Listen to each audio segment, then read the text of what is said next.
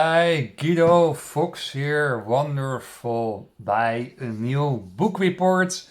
Today I want to discuss this wonderful book from the monk Anselm Grun, and it's about the spiritual vision of the Gospel of Matthäus and Marcus, two important gospels in Christianity, in the Christian Bible.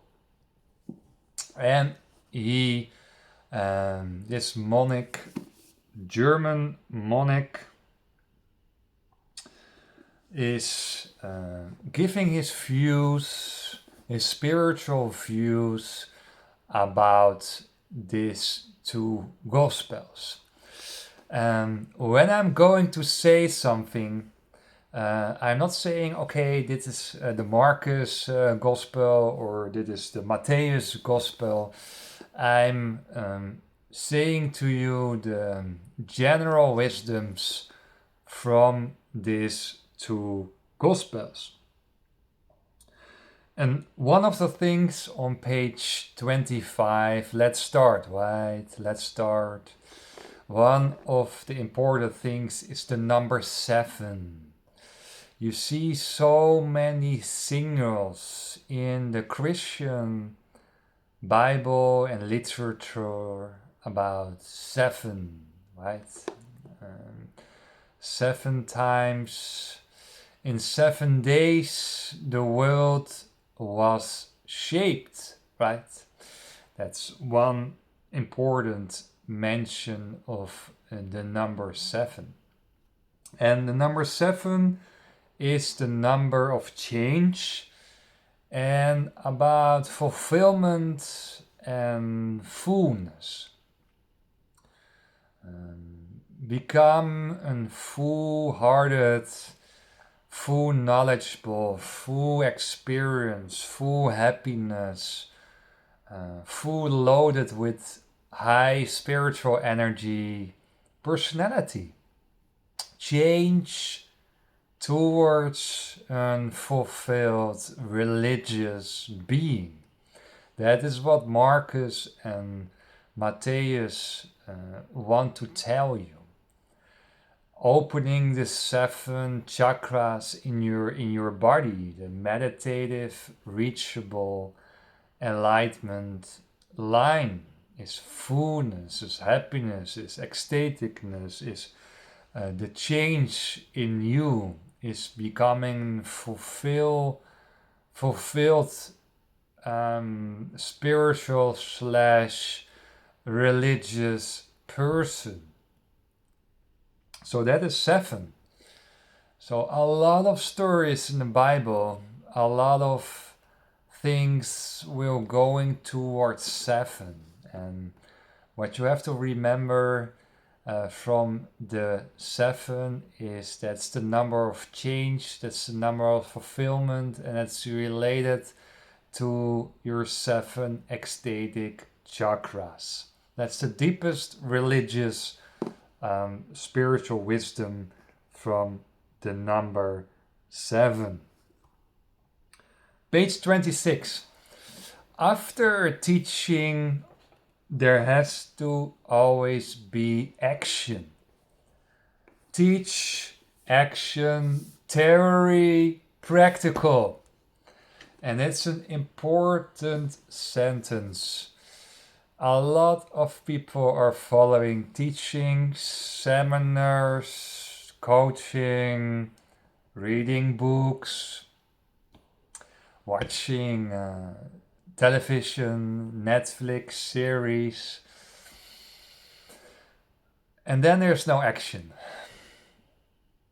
There is a teaching, there's a lesson, but there's never a physical action after the teaching.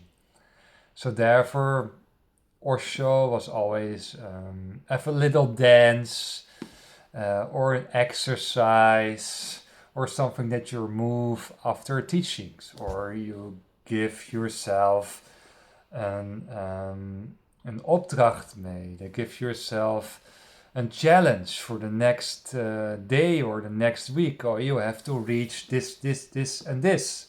And then you work on yourself. You give tomorrow 5 compliments towards 5 strangers on the street, unknown people. So I give you a challenge, I give you theory, and you have to fulfill this kind of exercise, this kind of little job for you.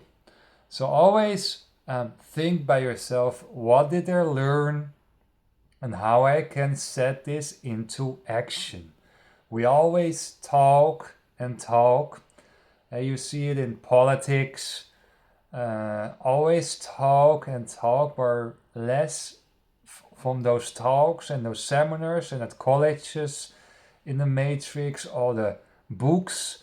We're writing down PhDs, whatever. There's so many knowledge, but there's less and less what transferred into real working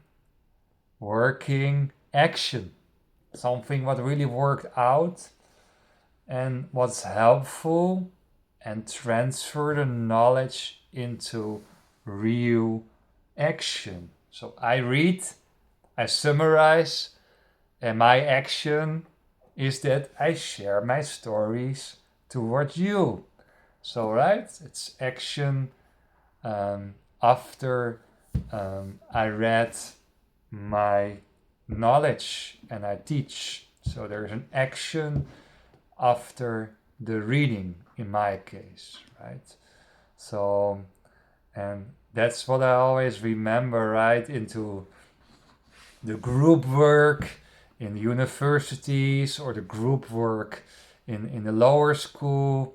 There were a lot of talks in the groups when you had to do an exercise or you have to do writing and kind of thesis together. A lot of talks, but not really actions or talks about the actions. So action, half of the work, and knowledge sharing, half of the work. Very, very important. Page 72. Pieterism, vroomheid in Dutch. Pieterism, piety, piteous, pityness. It's a little bit difficult English word, but it is actually a trap by a lot of people going into religion or they go into spirituality and they are become so perfectionistic and they want to be always in the first row in the church, right? We have that kind of Dutch sentence.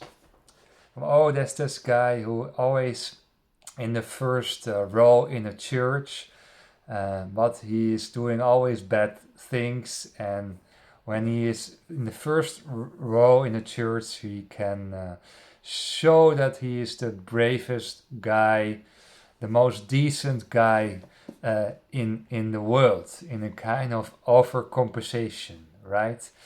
And you have a kind of guy, that's the first guy. The second guy or woman is the one who always want to be the moral person. From, oh, look how good I am. I behave always right, and I'm always polite, and it's how you see myself, how good I am. And under that behavior is always also ego, right? So say, hey, look how good I am. I'm religious. I'm going once per week to the church. I read the Bible. Wow, look how good I am, how holy I am. And you see, I exaggerate a little bit, but also there is ego because you want to tell the outside world how actually important you are and how you're doing your best. And religion, I mean, you're able to share it, of course, but it's also a kind of introspection activity.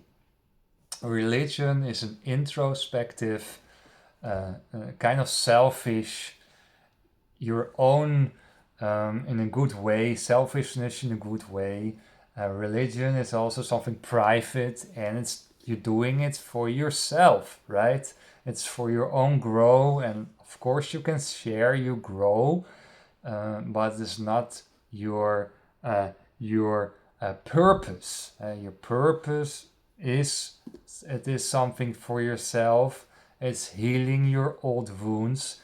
It is healing your soul. It's become a better person. So religiousness is also some introspection, introvert activity. It's not that you're shining around to show the world how good you are involved with religion nowadays, and also not doing bad things around the corner and sitting bravely in the first row on the Sunday church and showing, oh, I'm doing so my best, and you're doing nasty things on the background. Page 78 is about Jesus and water. A lot of stories in the Bible is about water. Water is a healing mechanism. Water into wine, normal water into spiritual energy. That's the deeper sense about water into wine. And you have walking on water. Jesus was walking on water. What's the deepest sentence here is that you become light. If you're becoming more spiritual awake, you become light because all your burdens are away. All your tensions from your shoulders is gone away. You're more and more relaxed and you're very light. You're walking very light on earth because there's no heavy, toxic material anymore in your system. So you become light, and therefore there was the parable, there was a story about Jesus in the water, is because he was very, very light. Page 122. God is not an fearing God.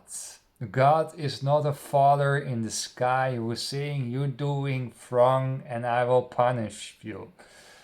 And that is what Marcus and Matthias said also in their Gospels, is that God is a merciful, peaceful energy,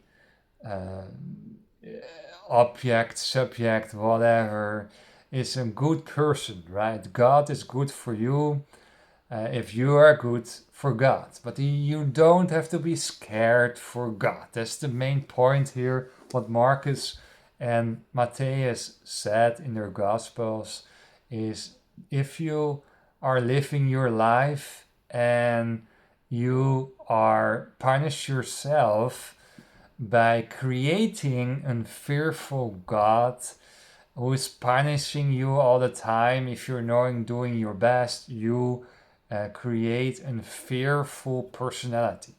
And a fearful personality is blocking you in your religious growth. So a fearful person you don't want to be. You want to be a person who is more acceptant and create a relaxing vibe by yourself to grow. Otherwise, it will be a challenge. You fall back in perfectionistic attitudes, and you become fearful yourself, and you become blocked, and you become a heavy person, and not a person who is walking lightly on earth, right? Walking on water is better than walking on earth. Page 286. And that is what the gospel said too.